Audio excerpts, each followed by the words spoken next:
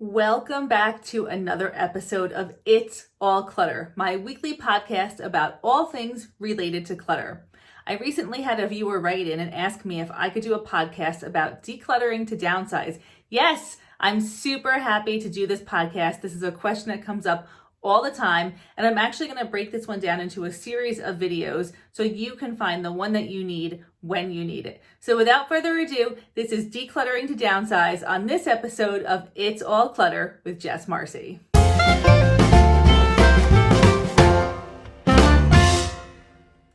Downsizing can be an extremely emotional and physically laborious process. So let's break this down into 6 steps and go through them one by one to make this as easy as possible on your body, on your emotions, and on the relationships in your life. So the 6 steps that are involved with decluttering to downsize and actually downsizing are: number 1, plan for this move. Number 2, declutter. Number 3, address your memorabilia. Number 4, pack. Number 5 is actually moving. And then number 6 is to create supportive spaces in your new home. So this is really important that you actually go through all the way to number 6 and make sure that new home feels awesome, feels good, feels supportive, feels like a place where you want to be. So starting right at the beginning, how do you plan for a downsize?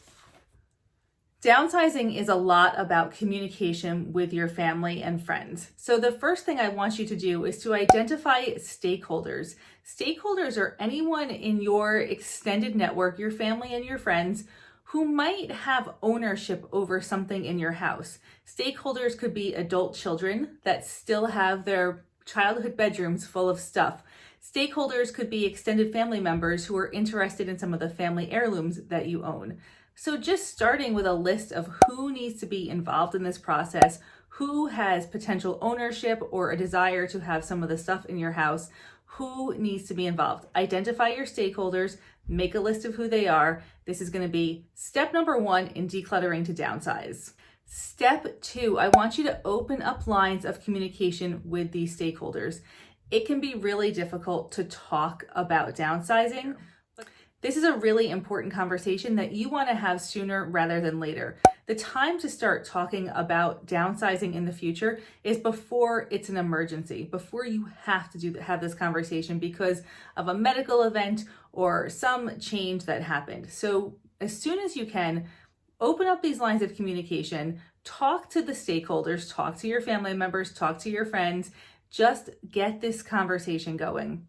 I recommend you might want to talk in person. That's ideal.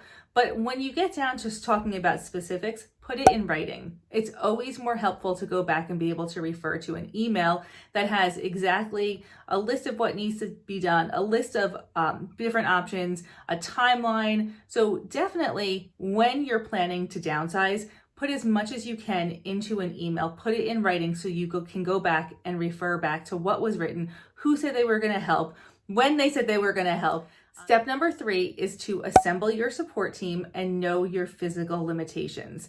So if you have a hard time lifting items, picking things up, pulling boxes out of the attic, dragging things from one room to another, you're definitely going to want to enlist the help of, it could be family members, it could be the teenager who lives next door, but know what your physical limitations are and assemble the team that's going to support you.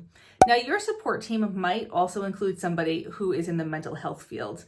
Downsizing, again, can be very emotional, and sometimes having a therapist to talk to as you go through this process, it's one of those processes in life that just brings up a lot of different things. It can be really helpful to have a therapist to talk to while you're going through this. It might also be helpful to have somebody like a physical therapist or a massage therapist, somebody who can support you from the physical end of things as well, because again, you're going to engage in a process that's very draining. And any way that you can just bring in that support team, have people to talk to, have people to help you out, know who they are, plan in advance for this. This is going to help you get through this process much more easily. Step number 4 in the planning process is to simplify and stop the flow in. So it's really important that you stop the flow of stuff coming into your house while you're planning to downsize and declutter. If there's stuff coming into your house and there's not stuff going out of your house, downsizing is never going to happen. So commit to not bringing anything new into your house. Try and eat down your pantry.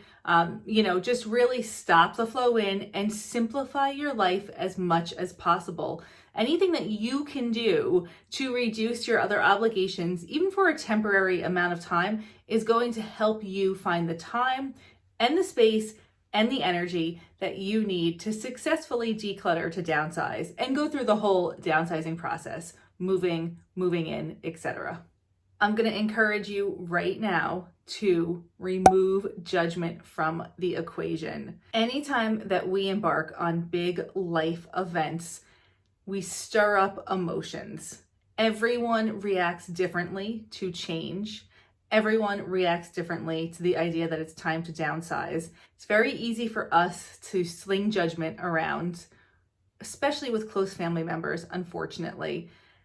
If somebody is reacting in a way that you don't understand or that you feel is negative, try and take a deep breath and take a step back. It's probable that this is something they just don't want to deal with. They don't want to think about. It makes them very uncomfortable.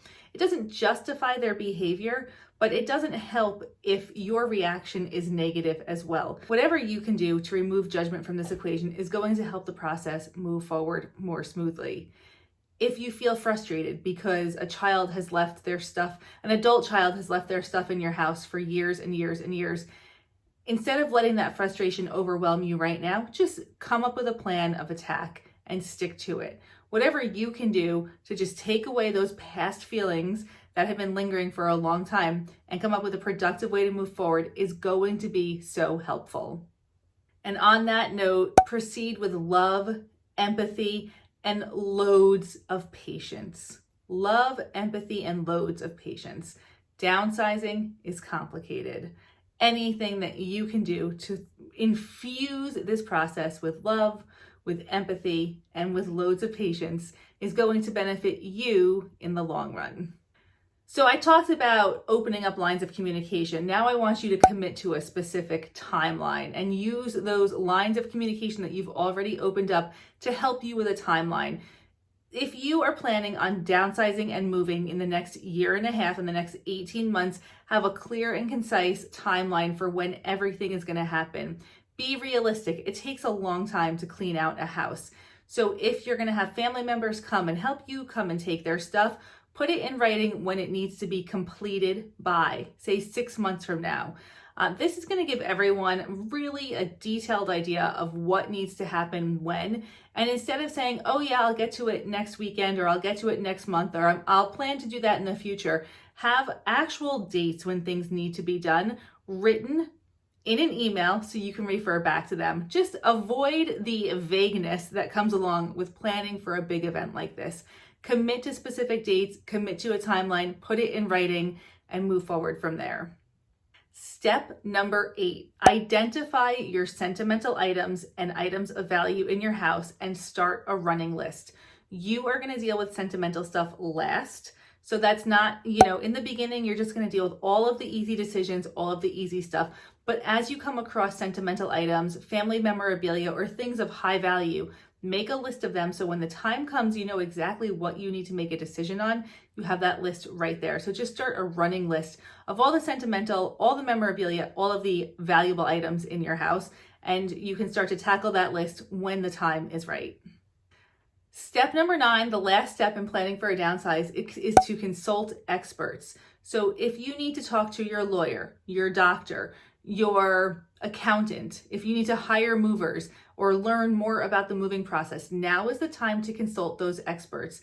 There's lots of organizations that help you with this, like senior moving organizations. So find out who they are, find out what your resources are, find out what experts you need to talk to, and start that conversation early in the process, because it could be very significant as you move forward to have all of those little bits of information taken care of. This is all for part 1 of this video series, planning for a downsize, step number 1. Step number 2 is decluttering. How do you actually go through the process of decluttering? That's going to be in the next video. Then in video number 3, we're going to address memorabilia, exactly what to do with all of the memorabilia in your house. And in the last video, we're going to wrap up the whole thing with packing, moving, and creating spaces that really nourish your soul in your new home. All of those videos are linked below, and as you're clicking through, make sure that you also like and subscribe to this channel so you always get notifications when a new episode of It's All Clutter comes out, which happens weekly. I wish you lots of success on this decluttering journey. If you have any questions, please feel free to drop a comment or reach out to me personally. I am here to help you. Thanks, everyone.